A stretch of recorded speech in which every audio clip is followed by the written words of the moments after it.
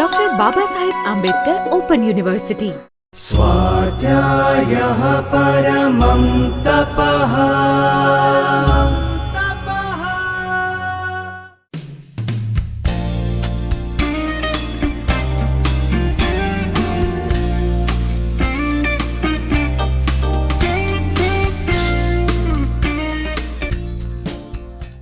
Baba Saheb Ambedkar open યુનિવર્સિટીમાં ચાલતા FSH 01 અને એનું એક પેપર અથવા તો જે પાઠ્યક્રમમાં તમારે ભણવાનું છે એ સામાજિક ઉત્ક્રાંતિઓની અવસ્થાઓ છે જે જુદી જુદી એને સમજવાની છે.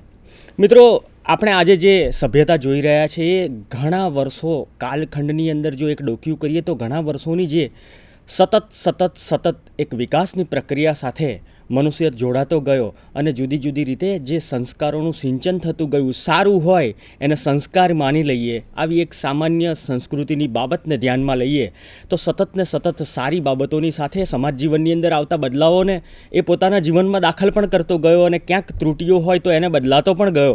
એમ આખા સમાજનું જે સંસ્કૃત વલણ અને વર્તન એક સમષ્ટિમાં જોવા મળ્યું, સમગ્ર વિશ્વની અંદર જોવા મળ્યું, જેને આપણે સભ્યતા તરીકે કહીએ છીએ. મિત્રો, જ્યારે આપણે આ સભ્યતાની વાત કરતા હોઈએ ત્યારે આ સભ્યતા એ આપોઆપ ઘડાઈ નથી, પણ એની પાછળ વર્ષો સુધી, સદીઓ સુધી જુદા જુદા દેશમાં, જુદા જુદા પ્રદેશની અંદર જુદી જુદી જાતિના લોકો, એટલે કાળી હોય, ગોરી હોય કે તાંબાવર્ણી, 3 પ્રકારના ચામડીના રંગવાળી પ્રજા હોય, એમણે પોતપોતાની રીતે સામાજિક જીવન જીવવાનો જે કુદરતી મુશ્કેલીઓ હતી કે વર્તમાન સમયની અંદર આપણે વાત કરતા હોઈએ કે બજારના પ્રશ્નો હોય છે, વ્યક્તિગત પ્રશ્નો હોય છે, આ બધા પ્રશ્નોને અથવા તો બધી પોતાની સમસ્યાઓને બાજુ પર રાખતા જઈને વિકાસની સાથે જોડાવાનો પ્રયાસ કર્યો, તેને આપણે સામાજિક ઉત્ક્રાંતિ તરીકે ઓળખીએ છીએ. મિત્રો, ઉત્ક્રાંતિને આપણે બીજી રીતે ઓળખવી હોય તો એવું પણ કહેવાય, જે જીવશાસ્ત્રનો સાદો નિયમ આપ્યો ચાર્લ્સ ડાર્વિને, અને ડાર્વિને એવું સમજાવ્યું કે જંગલ અવસ્થાની અંદર જે પશુઓ પોતે જીવન જીવતા હતા, આ જીવન જીવતા હતા એમાં ક્યારેક કુદરતી પ્રતિરોધ આવતા હોય, કુદરતી મુશ્કેલીઓ આવતી હોય, એની અંદર જે લોકો પોતાની જાતને પોતાનું એ વખતે વાત કરતા હોઈએ તો શરીરની વાત કરતા હોઈએ તો કે જે પશુઓએ પોતાના પોષણ માટે બદલાવ ન આણ્યો અને પોતે પોષણ ન મેળવી શક્યા, એ લોકો મૃતપાય થયા અથવા તો નાશવંત બન્યા.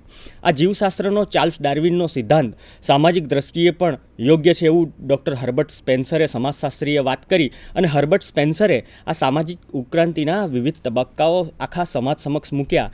સ્પેન્સરનું આ દ્રષ્ટિએ બહુ જ મોટું પ્રદાન સામાજિક ઉત્ક્રાંતિને સમજાવવા માટેનું રહ્યું છે. મિત્રો, એટલે એક કોશિશ જે જીવ હતો એમાંથી અનેક કોષી જીવની વાત જીવશાસ્ત્રમાંથી આવે, અને આ જ જીવશાસ્ત્રની વાત સામાજિક જીવનના તાણાવાણામાં સમાજની અંદર જોડાયેલા સભ્યોની સાથે પણ જોડી શકાય છે એવી વાત સ્પેન્સરે કરી. બીજી બાજુ જોઈએ તો આપણે ઉત્ક્રાંતિ એટલે શું, તો એનો એક સરળ સમજ એવી પણ થઈ શકે કે બળિયા હોય એ ટકી જાય અને નિર્બળ નાબૂદ થઈ જાય, આવી આખી વાતને પણ ઉત્ક્રાંતિ સાથે આપણે જોઈ શકીએ છીએ. એટલે સામાજિક ઘટનાઓ જે છે એ સામાજિક ઘટનાઓ એવી રીતે ઉપસીને આવી કે જેને સીધો જવાબ આપ્યો, એટલે પડકાર હોય અને એ પડકાર પ્રશ્ન બને, અને એ પ્રશ્ન અને પડકાર બંનેને બાજુ પર મૂકી અને વ્યક્તિ કે સમાજનો સભ્ય, એ સમૂહમાં હોય કે વ્યક્તિગત હોય, એણે એને જવાબ આપ્યો અને પડકારમાંથી પોતાની જાતને ઊભી કરી. આ આખી એક વિકાસની બાબતની સાથે જોડાયેલી અવસ્થાઓ જેને આપણે ઉત્ક્રાંતિની અવસ્થા તરીકે ઓળખીએ છીએ. મિત્રો, એટલે બીજી દ્રષ્ટિએ જો આપણે ઉત્ક્રાંતિને સમજવું હોય તો માનવીના સામાજિક વિકાસનું મહત્ત્વનું તત્વ અને એના જુદા જુદા સમયે, જુદા જુદા કાળ અને સ્થળ પ્રમાણે અપાયેલા જવાબોનો દસ્તાવેજ, જેને આપણે સંસ્કૃતિ તરીકે પણ ઓળખીએ. આ દસ્તાવેજ એક લિખિત પ્રકારનું જ સાહિત્ય હોય એવું ન હોય, બોલચાલમાં પણ આવતું હોય. એટલે આપણે ઇતિહાસ લેખનની વાત જ્યારે વિચારતા હોઈએ ત્યારે આ એક એવો જીવાયેલો દસ્તાવેજ છે કે જેની અંદર સામાજિક વિકાસના જુદા જુદા તબક્કાઓમાં મનુષ્યોએ કેવી પ્રગતિ કરી છે એનો પણ આપણને એક માપદંડ સાથેનો આધાર મળે છે. મિત્રો, બીજી બાજુ ઉત્ક્રાંતિને સમજવું હોય તો એવું પણ કહેવાય કે ભૌતિકમાંથી જીવન તરફનો એક પ્રયાસ, નિમ્ન જીવનમાંથી ઉચ્ચ જીવન તરફ જવાનો એક પ્રયાસ. એને આપણે જો સરળ શબ્દોમાં સામાજિક વિજ્ઞાનની દ્રષ્ટિએ સમજવું હોય તો કે સાદા સમાજમાંથી, જ્યાં તમારી પાસે લેખન કળાના કોઈ સાધનો નહોતા, જ્યાં તમારી પાસે જીવન નિર્વાહ માટેના કોઈ બીજા અત્યારના જે જીવન જરૂરિયાતની ચીજવસ્તુઓ કહેવાતી હોય, ભૌતિક ચીજવસ્તુઓ કહેવાતી હોય એવી ચીજવસ્તુઓ નહોતી, પણ આ ચીજવસ્તુઓના પ્રાદુર્ભાવ અથવા તો એની શોધખોળની સાથે સાથે જીવન સરળ બને એવા પ્રયાસો, એટલે કે સાદા સમાજથી કોમ્પ્લેક્સ સોસાયટી સુધી, સંકુલ સમાજ સુધી જવાની આખી ઘટનાક્રમને પણ આપણે ઉત્ક્રાંતિ તરીકે ઓળખીએ છીએ મિત્રો. એ દ્રષ્ટિએ ઉત્ક્રાંતિની આપણે વાત કરીએ તો કેટલીક સ્લાઇડો પણ જોવા જેવી છે મિત્રો. આપણે પહેલી નજર આ સ્લાઇડ ઉપર નાખીએ તો તમે જોશો કે ઉત્ક્રાંતિનો આ આખો તબક્કો છે. આપણે મનુષ્યો હંમેશા એવું કહેવાય છે કે વાનરમાંથી નર અને નારી બન્યા મિત્રો. નર અને નારી એવો શબ્દ આજે સામાજિક વિકાસની વાત આપણે કરતા હોઈએ, જેન્ડર ઇક્વાલિટીની વાત કરતા હોઈએ, જેન્ડર સમત્વની વાત કરતા હોઈએ તો વાનરથી નર એવો શબ્દ હવે નહીં વપરાય મિત્રો. આપણે વાનરથી નર નારી સુધીની આખી વિકાસ યાત્રા છે એને સામાજિક ઉત્ક્રાંતિ તરીકે જોઈ શકાય મિત્રો. પહેલી સ્લાઇડમાં આપણે જોઈએ તો જો પ્રમાણમાં તમને એવું દેખાય છે કે આ વાનર છે, એ વાનર આગળના જે છે 4 એના પ્રમાણમાં થોડોક પેલા પ્રગતિની દ્રષ્ટિએ પાછળ રહી ગયેલો પછાત દેખાય છે. અને આ પછાતનું મોડેલ છે એ જેમ જેમ આગળ વધો એમાં કંઈક ક્રમિક સુધારાઓ થતા જાય. પહેલાંની અંદર જે છે એ જડબું મોટું હોય, એના દાંત પણ મોટા હોય, પણ આ દાંત માત્ર કાચું માંસ ખાવા માટે અથવા તો ફળ ફૂલને સીધા હાથના ઉપયોગ પણ સિવાય પણ ખાઈ શકાય એવી રીતે કરવા માટે. અને એની અંદર પછી જે બીજો તબક્કો આવે, આપણે જે સૌથી પહેલું જે મોડેલ છે એને ઓસ્ટ્રેલોપિથેક્સ કહીએ અને સૌથી છેલ્લું હોમો સેપિયન.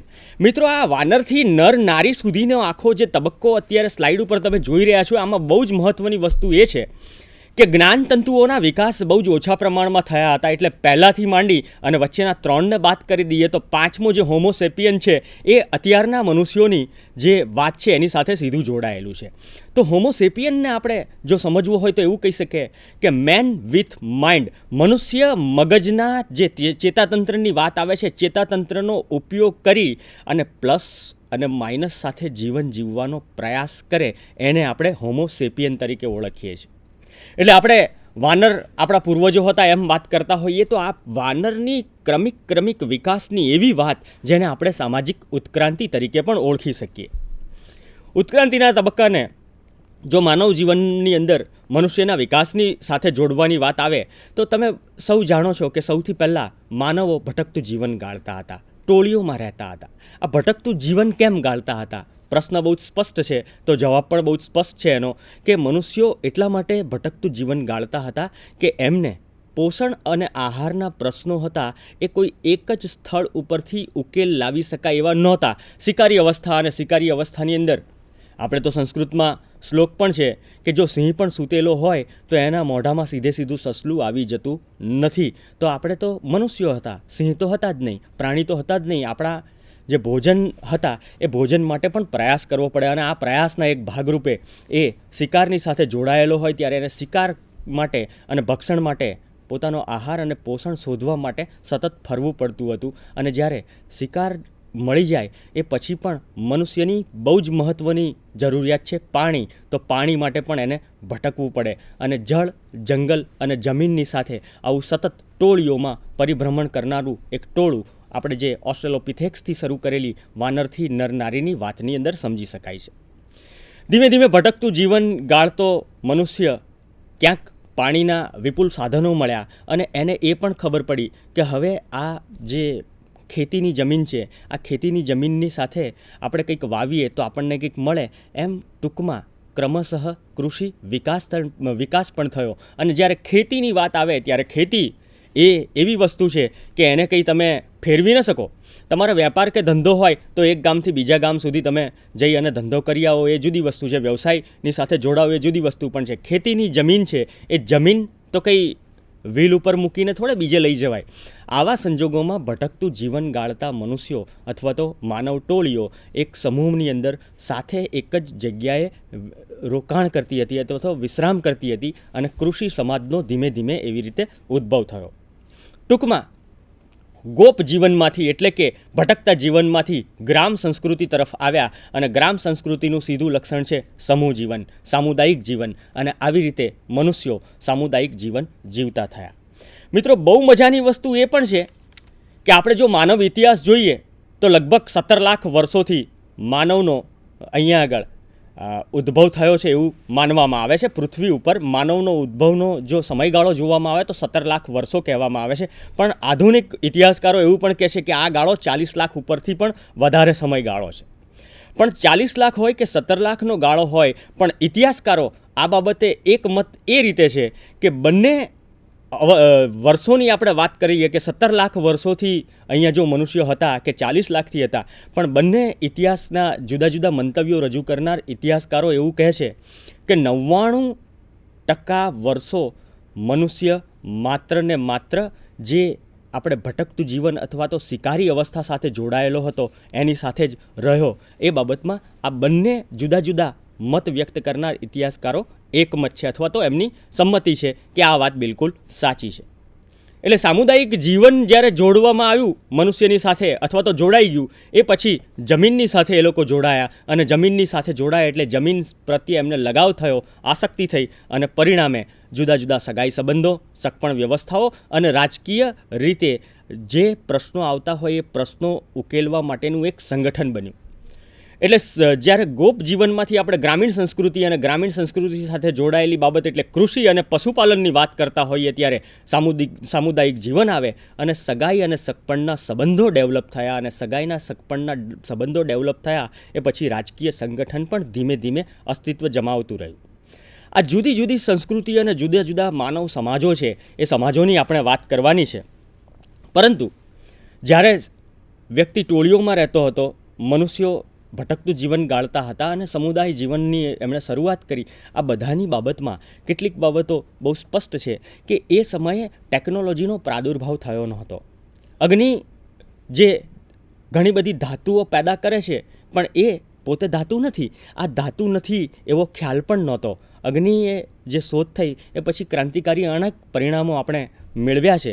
પરંતુ બહુ મજાની વસ્તુ એ છે કે જ્યારે મનુષ્ય પાસે કોઈક વૈજ્ઞાનિક શોધ અને સંશોધનનો આધાર ન હોય ત્યારે એ પોતાની પરંપરાગત અથવા તો દૈવી શક્તિને કારણે આવું થાય છે એવી માન્યતાઓમાં સજ્જડ બેસે, જેને આપણે પરંપરા ગ્રહિત અથવા તો પરંપરા સાથે જોડાયેલા સમાજ તરીકે અથવા તો રૂઢિવાદી સમાજ તરીકે ઓળખીએ છીએ.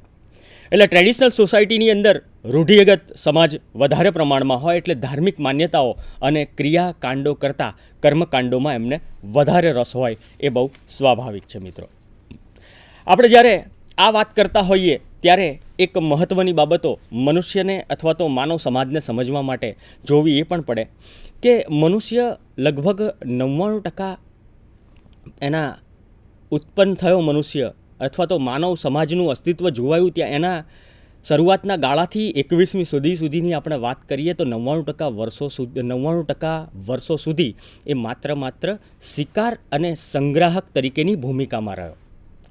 તો શિકારી અને સંગ્રાહકની ભૂમિકાની આપણે વાત કરતા હોઈએ તો આ શિકારી અવસ્થાની અંદર એ લોકો કરતા શું?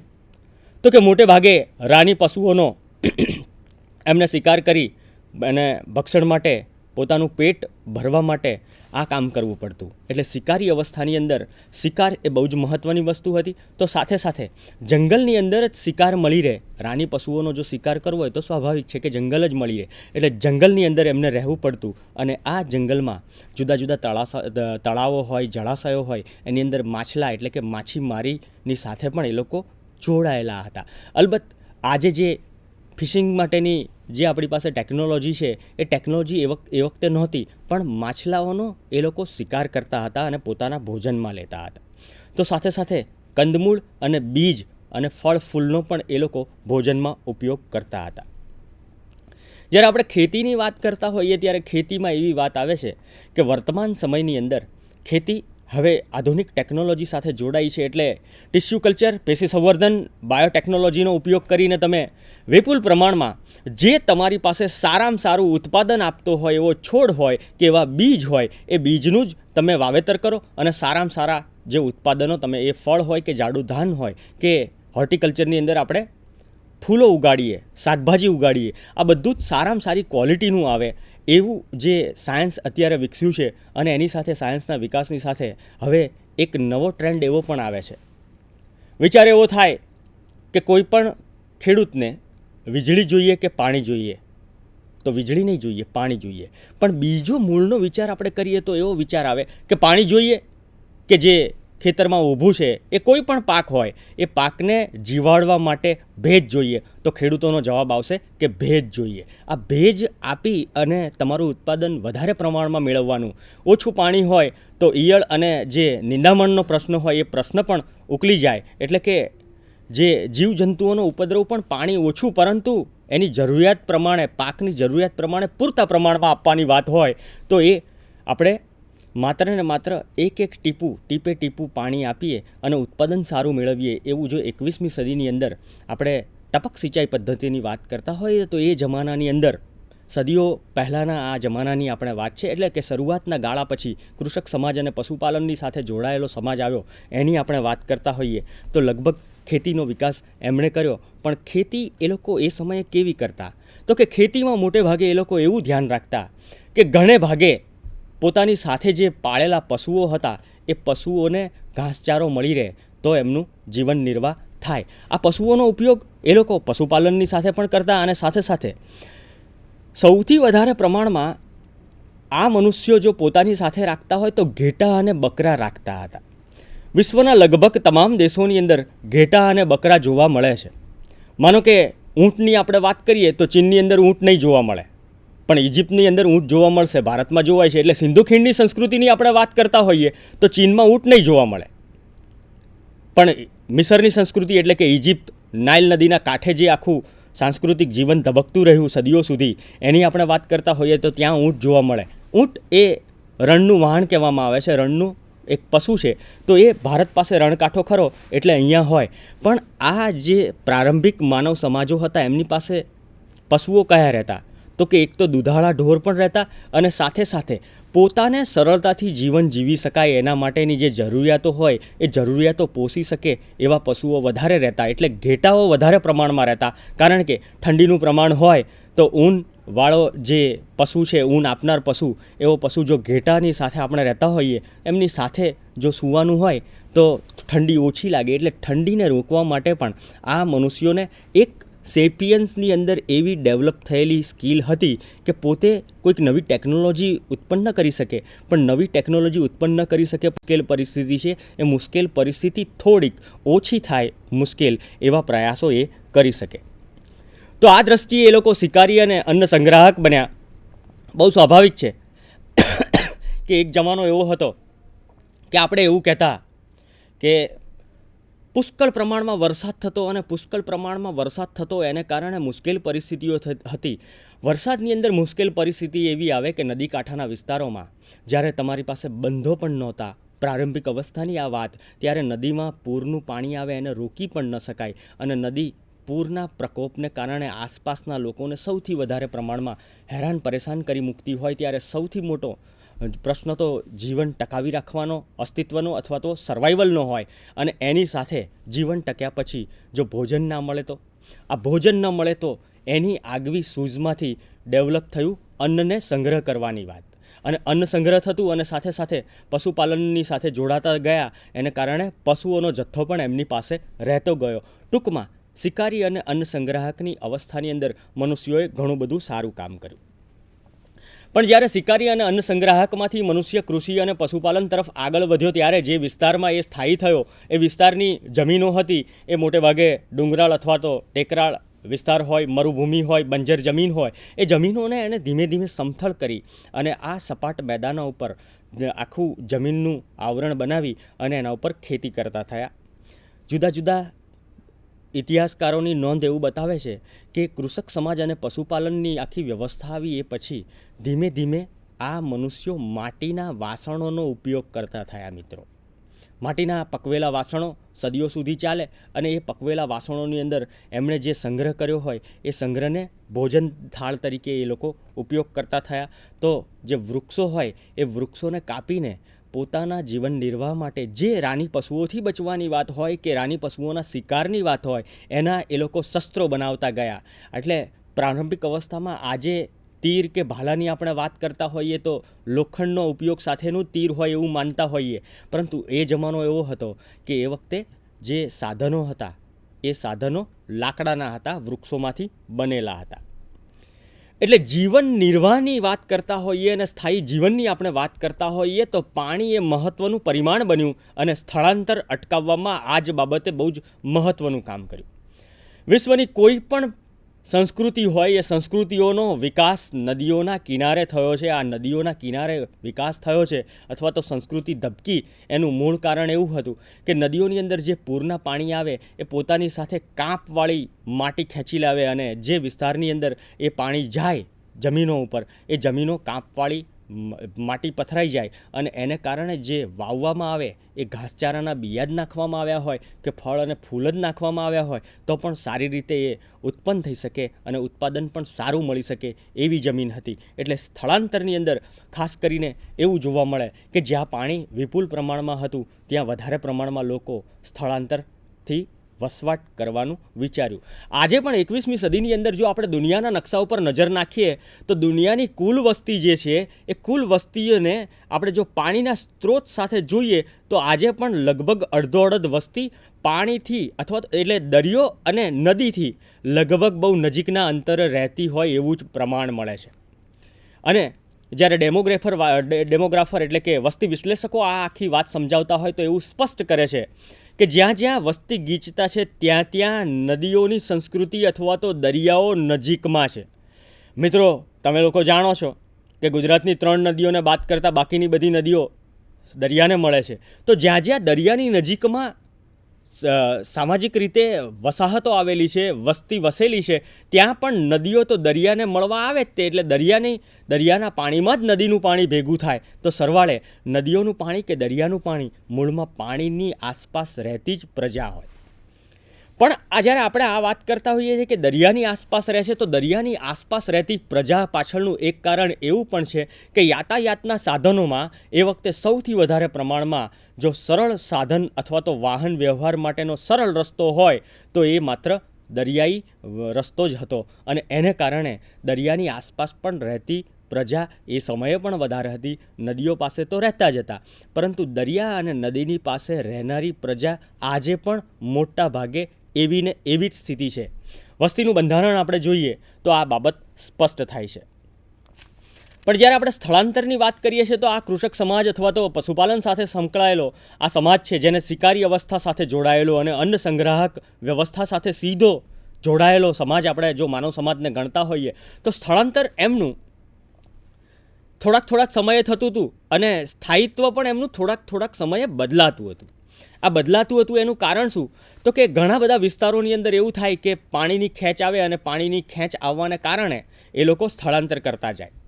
મિત્રો, આખા તમે ઉત્તર ગુજરાતની અંદર જો વાત કરતા હો તો ઔદિચ્ય બ્રાહ્મણો આપણે કહેતા હોઈએ કે ઉત્તરમાંથી આવેલા, અને આ ઉત્તરમાંથી બ્રાહ્મણો આવેલા એ બનાસકાંઠામાં કે સિદ્ધરાજ જયસિંહના રાજ્યની અંદર રોકાયા હતા. અને ક્રમશઃ જ્યારે પાણીની ખેંચ આવતી ગઈ ત્યારે કડી ખાખરિયા ટપ્પાની પાછળના વિસ્તારમાંથી એ ઝાલાવાડમાં ઉતર્યા, એ લોકો જાડેજાઓના શાસનમાં ગયા. તો જ્યાં સ્થળાંતર છે આ સ્થળાંતર એ માત્ર વ્યાપાર અને વાણિજ્યને ઉત્તેજન આપવા માટે પણ નહીં, પરંતુ સ્થળાંતર એ વ્યાપાર અને વાણિજ્યની સાથે સાથે સમૂહ જીવનની અંદર પોતાનું અસ્તિત્વ ટકાવી રાખવા માટે પણ જોવા મળે છે.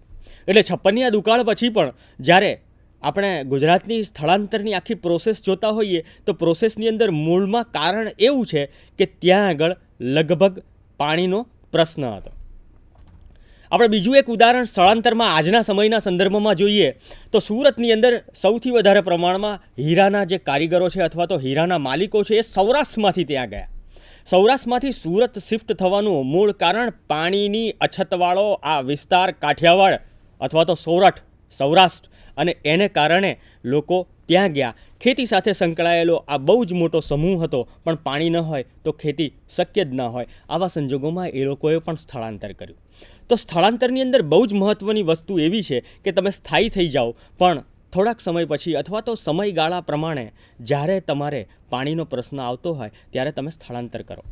આજે પણ આપણે વિચરતી જાતિ તરીકે એટલે કે સતત ફરનારી પ્રજા તરીકે જોઈએ તો 21મી સદીમાં પણ તમે ભરવાડ અને રબારીને સતત ફરતી જ્ઞાતિઓ તરીકે જોઈ શકો છો ભારતીય સમાજમાં, અને ખાસ કરીને ગુજરાતની આપણે વાત કરીએ તો તો ગુજરાતની અંદર જ્યારે આપણે ભરવાડોની વાત કરતા હોઈએ તો ભરવાડોની અંદર આ આખી વ્યવસ્થા એ રીતે આવી કે પોતાની પાસે ઢોર વધારે પ્રમાણમાં હોય અને જો ગુજરાતની અંદર વરસાદ ખેંચાઈ જાય તો સીધા એ લોકો મહારાષ્ટ્રના જુદા જુદા વિસ્તારોની અંદર કે જ્યાં પાણીનું પ્રમાણ વધારે છે અને જ્યાં જંગલનું પ્રમાણ વધારે છે, જળાશયોનું પ્રમાણ વધારે છે, વરસાદની આપણે વાત કરતા હોઈએ તો ઊંધી રકાબી જેવું ગુજરાત છે.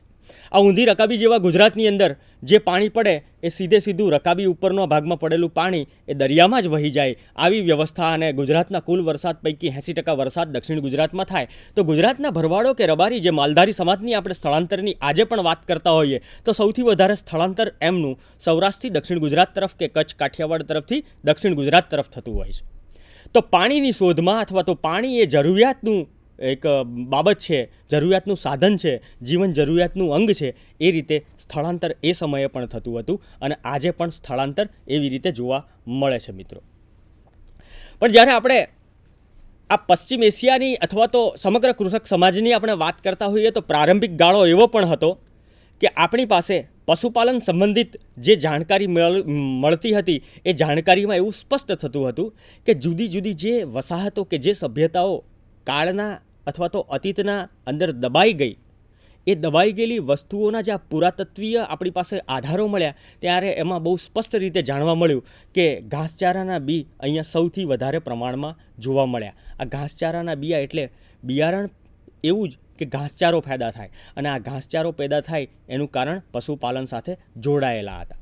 તો સાથે સાથે જાડું ધાન એ સમયે ક્રોપ પેટર્નની અંદર હોર્ટિકલ્ચર મિશનની વાત નહોતી, એની અંદર ફળ શાકભાજી અને ફૂલોનો વેપાર કરી અને તમે પોતાનું જે ઉત્પાદન છે એ ઉત્પાદનને વેલ્યુ એડિશન સાથે જોડો, મૂલ્ય વધારી અને ઉત્પાદન માર્કેટમાં વેચો એવો ખ્યાલ તો નહોતો જ, તમે જાણો છો એ.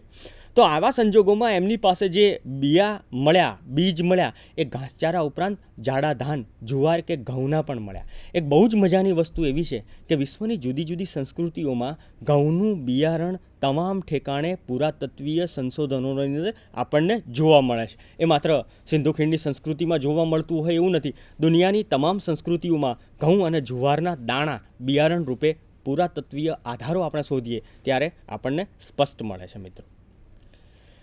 એટલે જ્યારે આપણે કૃષિ અને પશુપાલનની વાત કરીએ તો પશ્ચિમ એશિયાના પ્રારંભિક ખેડૂતોની આપણે વાત જોવી પડે. પશ્ચિમ એશિયાના પ્રારંભિક ખેડૂતોની આપણે મિત્રો વાત જોઈએ તો એમાં બહુ જ મજાની વસ્તુ એ છે કે સમગ્ર વિશ્વમાં પશ્ચિમ એશિયા એક એવો પ્રદેશ રહ્યો કે પ્રખંડ રહ્યો કે જેની અંદર પશુપાલન સૌથી પહેલું જોવા મળ્યું.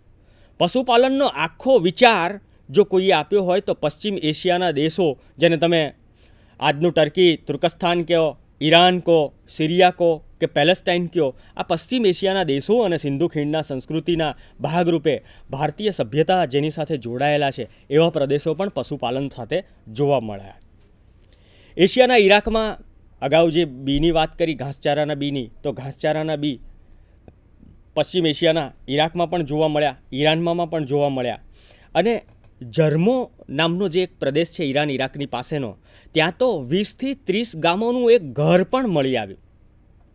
હવે બહુ સ્વાભાવિક છે કે મનુષ્ય છે એ ટોળીઓમાં રહેતો થયો અને ટોળીઓમાં રહેતો થયો એટલે ધીમે ધીમે એમાં વિકાસનો પવન ફૂંકાવા માંડ્યો અને વિકાસના પવનની અંદર સમૂહ જીવન આવ્યું અને સમૂહ જીવન આવ્યું ત્યારે કુદરતી મુશ્કેલ પરિસ્થિતિઓમાં પોતાને અને પોતાના પરિવારજનોને એક રક્ષણ આપવા માટેનો કન્સેપ્ટ એટલે ઘરની 4 દિવાલો અને ઘરની 4 દિવાલો એવા 20થી 30 ઘર આપણને જર્મો નામના વિસ્તારની અંદર માટીના ભલે હોય પણ મળી આવ્યા. તો સાથે સાથે આપણે સ્થળાંતરની વાતને પણ આની અંદર જોડીને જોઈએ તો ઘણા બધા ગામોની અંદર ડેરા અને તંબુ જોવા મળ્યા. આજે પણ તમે માલધારી સમાજને જુઓ તો એમની પાસે ડેરા અને તંબુ જ હોય, પાકું આવાસ ન હોય. કારણ શું કે એ સતત માઇગ્રેશન સાથે જોડાયેલો સમૂહ છે અને એને માઇગ્રેશન કરવાનું હોય તો પાકી દિવાલો કે માટીના ઘરો એ પોસાય નહીં. અને આ પોસાય નહીં એવી એક આખી વાતમાંથી આવ્યા સિઝનલ ક્રોપ્સની સાથે જોડાયેલા આ સ્થળાંતર સમૂહ હતા. જે તે સમયે જુદી જુદી ઋતુઓના આધારે તમે પાક મેળવી શકો અને પાક મેળવ્યા પછી પોતાનું તમે જીવન ગુજરાન ચલાવી શકો એવી વાત સાથે સ્થળાંતરિત ગામો પણ જોવા મળ્યા, સ્થળાંતરિત ડેરા તંબુઓ પણ જોવા મળ્યા. પણ સ્થળાંતર એ સતત ચાલતી પ્રક્રિયા એ સમયગાળામાં જોઈ શકાય અને પશ્ચિમ એશિયાના ખેડૂતો પણ એમાંથી બાકાત નહોતા એમ કહી શકાય. મોટે ભાગે પશ્ચિમ એશિયાના ખેડૂતોની પ્રારંભ ખેતી અને ખેડૂતોની વાત કરતા હોઈએ તો કૃષિ અને પશુપાલનનો આરંભ થયો હતો. એમની પાસે પથ્થરની કુહાડી, માટીના વાસણો, હથિયારો, સાદા આભૂષણો આ બધું જ મળી આવ્યું. અને સાથે સાથે બહુ જ મહત્ત્વની વસ્તુ એ હતી કે રોજના ભોજન થાળમાં જે પાક્કું ભોજન કરવું હોય તો પાક્કા ભોજન માટે ઘઉં, જુવાર, બાજરી, ચોખા આવા અનાજ પાકો જોઈએ. આવા અનાજ પાકોની હાજરી એ સમયના કૃષિ ઉત્પાદનમાં હતી એવું પુરાતત્વના ઇતિહાસકારો અથવા તો પુરાતત્વીય આધારો આપણને સૂચવે છે. આ આખી બાબત પછી આપણે શિકારી સમાજની અને કૃષિ સમાજની સામાજિક સંરચના અને સામાજિક જટિલતાની વાત કરીએ. તો શિકારી સમાજની આપણે વાત કરતા હોઈએ તો બહુ જ મહત્ત્વની વસ્તુ એ છે કે શિકારમાંથી પૃથક જે વસવાટ થતો ગયો એ વસવાટ સામુદાયિક જીવન તરફ ગયો અને સામુદાયિક જીવનની અંદર ફળદ્રુપ જમીનોના વિસ્તારની અંદર જ્યારે એ લોકોએ રહેવાનું વ્યવસ્થિત રીતે શરૂ કર્યું એ પછી સૌથી મોટી બાબત એવી જોવા મળી કે એ લોકો કૃષિ સાથે અને પશુપાલન સાથે જોડાયા. એટલે સમાજની જો આપણે ગતિ અથવા તો પ્રગતિની વાત કરીએ તો શિકારી અવસ્થાથી કૃષિ સમાજ તરફની ગતિ છે એ સમાજની પ્રગતિનું એક લક્ષણ છે અને વિશ્વની દરેક સંસ્કૃતિઓમાં આ લક્ષણ જોવા મળે છે.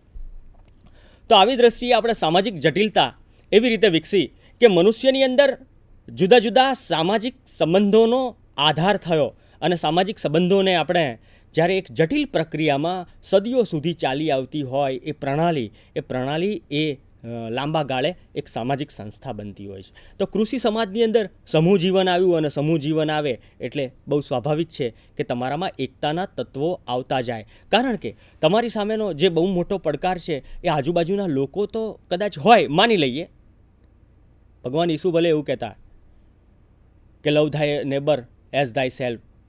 તમે તમારી જાતને જેટલું ચાહો એટલું પડોશીને ચાહવા જોઈએ એવું ઈસુએ ભલે વાત કરી હોય, પરંતુ સમાજ જીવનમાં આ વસ્તુ લોકોના ગળે ઉતરતી નથી. જ્યારે પોતપોતાના જે પ્રશ્નો છે એ પ્રશ્નોની અંદર આસપાસના લોકો કઈ રીતે મદદરૂપ થયા છે અથવા તો કઈ રીતે પોતાનું ટીકા કરે છે એ બધી બાબતોને આધારે એ